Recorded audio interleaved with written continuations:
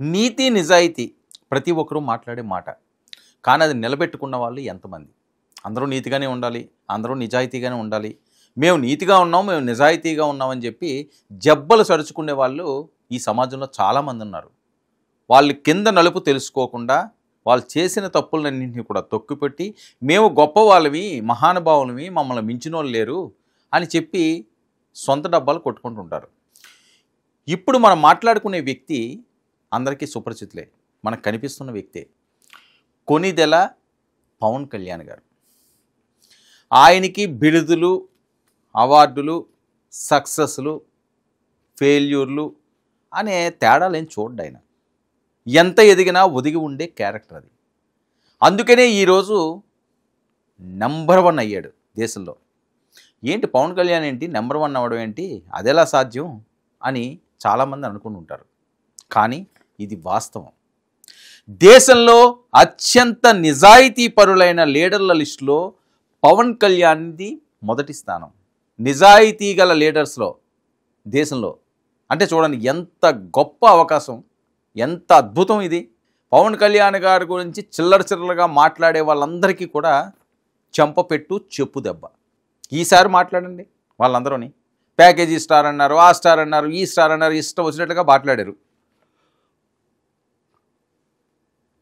Cut చేస్తే number 1 ఇదిరా పవన్ అంటే, ఇదిరా సేనాని అంటే, ఇదిరా కొనిదెల సింహం అంటే.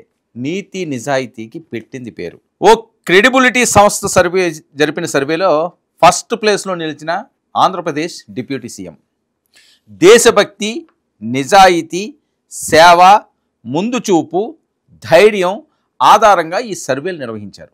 ఇదే సామాన్యమైన సర్వే కాదు, ఆషామాషిగా నిర్వహించేది కాదు. చూడండి ఎంత గొప్ప అంశాలో.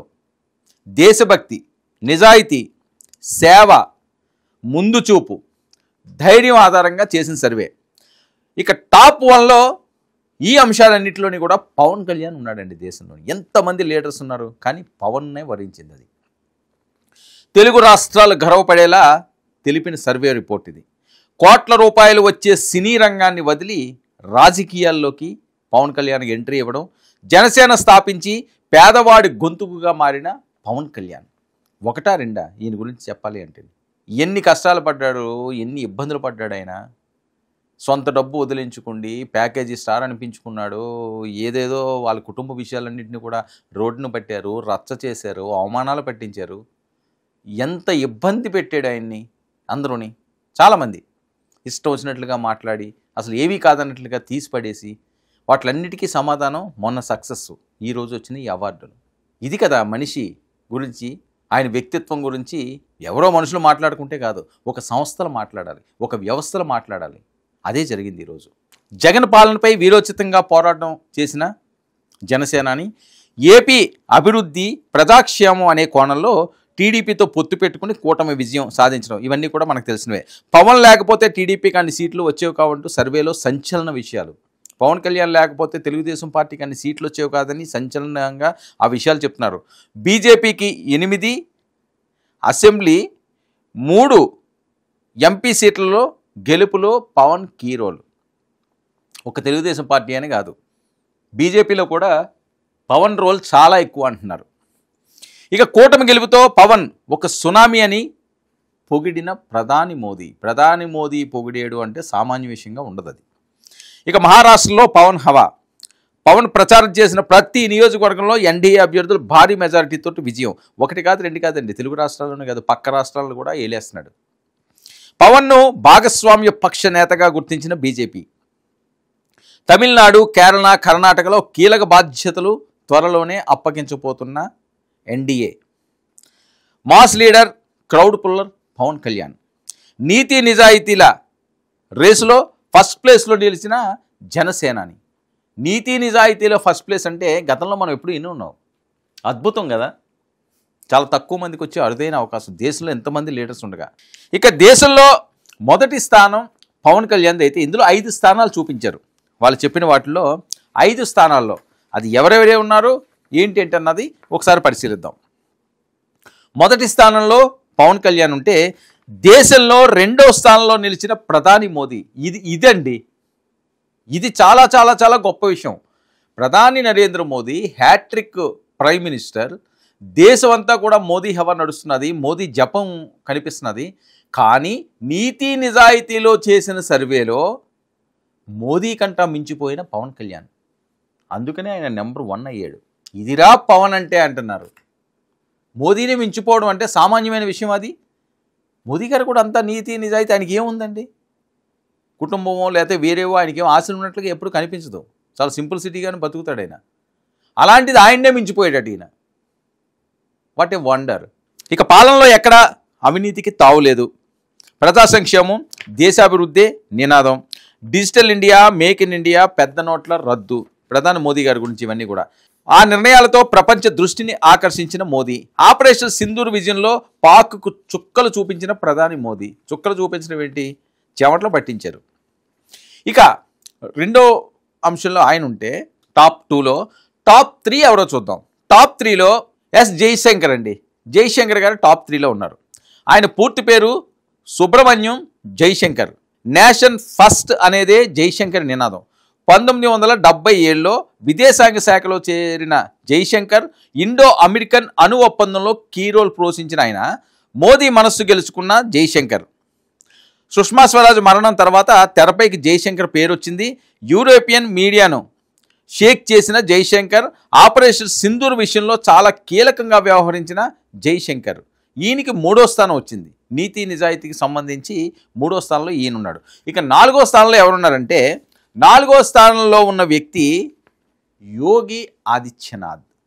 చూడండి, వీళ్ళందరినీ మీద పై స్థానంలోనే ఉన్నాడు పవన్ కళ్యాణ్ గారు. ఇక ఉత్తరప్రదేశ్లో అవినీతి అరాచకాలను అరగట్టిన యోగి. ఇక యూపీలో డేరింగ్ సీఎంగా పేరు తెచ్చుకున్న యోగి. శాంతి భద్రతలపై ఫోకస్, నేరస్తుల పాలిట సింహస్వప్నం, 3000 మంది రౌడీ షీట్ల ఎన్కౌంటర్, రైతుల కోసం అనేక సంక్షేమ పథకాలు, క్రౌడ్ పుల్లర్ నేతగా యోగి. యోగి ఆదిత్యనాథ్ కూడా చిన్న పేరు ఏం లేదు. అయినప్పటికీ కూడా పవన్ కళ్యాణ్ గారు వీళ్ళందరికంటే పైమెట్లో ఉండడం అన్నది చాలా గొప్ప విషయాలు. అంటున్నారు జనసైనికులు కానీ, పవన్ కళ్యాణ్ గారి అభిమానులు కానీ ఒక పండగ వాతావరణం ఇది. ఇక టాప్ 5లో నిలిచిన కేంద్ర మంత్రి నితిన్ గడ్కరీ. గడ్కరీని ఇన్ఫ్రాస్ట్రక్చర్ మ్యాన్ ఆఫ్ ఇండియాగా ఆయనకి పేరుంది. బీజేపీలో కీలక నేతగా నితిన్ గడ్కరీ. వృత్తిరీత్యా న్యాయవాది, వ్యాపారవేత్త కూడా. తక్కువ కాలంలో రోడ్స్, ఫ్లైఓవర్ల నిర్మాణాలు పూర్తి చేయడంలో ఆయన దిట్ట. ఇక సున్నితమైన వ్యక్తిత్వం ఉన్న గడ్కరీ అనుకున్న టైంలోనే పని చేయాలి, లేకుంటే తీవ్ర పరిణామాలు ఉంటాయనే తత్వం. ఇక ముంబై ప్రజలు ట్రాఫిక్ బారిన పడకుండా ఉన్నారంటే గడ్కరీ ముందు చూపే. 1990 మహారాష్ట్ర రవాణా శాఖ మంత్రిగా ఉన్న సమయంలో ముంబై పూణే ఎక్స్ప్రెస్ను హైవేను 3 ఏళ్లలో పూర్తి చేశాడు ఆయన. ఇక ముంబైలో 55 ఫ్లైఓవర్ నిర్మించిన గడ్కరీ ముందు చూపుతో ముంబైలో ట్రాఫిక్ కష్టాలకు చెక్కు. ఈశాన్య రాష్ట్రాల్లో బీజేపీ గెలుపులో గడ్కరీ చాలా కీరోలు. జాతీయ రహదారులు, ఈశాన్య రాష్ట్రాల్లో నేషనల్ హైవేల నిర్మాణం, గడ్కరీ చేసే పనిలో రాజకీయం వెతుక్కోరు. జనహితమే గడ్కరీ మతం. సో ఇంతమంది ఇన్ని షేడ్స్ ఉన్నాయి. నేను అందరూ వినిపించాను. టాప్ 5లో ఉన్న వాళ్ళందరూ కూడా సామాన్యమైన వాళ్ళు కాదు. వాళ్ళు దేశాన్ని ఏళ్తున్నవారు, దేశంలో తనదైన ముద్ర వేసుకున్న వాళ్ళు. కానీ తెలుగు రాష్ట్రాల్లో పుట్టిన ఈ కొణిదెల సింహం వాళ్ళందరినీ కంటే ఎత్తుకు ఎదిగిపోయారు. మోదీ గారు ప్రత్యేక ప్రశంసలు తెలుపుతున్నారట ఈ అంశంలోని. ఎందుకంటే అసలు ఊహించదు కదా. అసలు ఇప్పుడు ఎక్కడో ఉన్న తెలుగు రాష్ట్రాల్లో ఉన్న ఒక పవన్ కళ్యాణ్ గారికి ఈ రకమైన అరుదైన రికార్డు వస్తుందని ఎవరు ఊహిస్తారండి? ఎలాంటి వాళ్ళని, జగద్గిట్టల్ లాంటిది మోదీ గారిని, యోగి ఆదిత్యనాథ్ని, గడ్కరీని, జైశంకర్ని, వీళ్ళందరినీ దాటుకుంటూ పవన్ కళ్యాణ్ దూసుకుపోతున్నాడంటే మరి ఆయన ఫ్యూచర్ ఎలా ఉంటుందో వేరే చెప్పాల్సిన అవసరం లేదు. దీనికి ఏం జాతకాలు అవి ఏమి చూడనవసరం లేదు, చేతులు రేఖలు చూడనవసరం లేదు. రేఖలు తల రాతలో కూడా ఎవరిదన్నా మార్చే శక్తి ఉన్నది కొణిదెల పవన్ కళ్యాణ్ గారికి. అందుకే ఈరోజు ఆయన ఇదిరా పవన్ అంటే అంటూ నిరూపించుకున్నాడు. నెంబర్ 1 స్థానంలో తనదైన ముద్ర వేసుకున్నారు. ఇది మొదటి అడుగు మాత్రమే అంటున్నాడు. ఎంత ఎదిగినా ఒదిగి ఉండే తత్వం ఆ పవన్ కళ్యాణ్ది. అందుకే ఆయన జనసేనాని అయ్యాడు. ప్రతి ఒక్కరి గుండెల్లోనూ చిరస్థాయిగా నిలిచిపోనున్నారు. పదవులు కాదు ముఖ్యం, ప్రజా శ్రేయస్సే అనే గొంతుకతో ఎన్ని కష్టాలు ఎదురొడ్డినా ప్రజలకి నేనున్నానన్న భరోసా ఇచ్చే ఏకైక నాయకుడు పవన్ కళ్యాణ్. అందుకే ఆయనకి అరుదైన గౌరవం. నెంబర్ 1 పవన్ కళ్యాణ్. పవన్ అంటే ఇదేరా.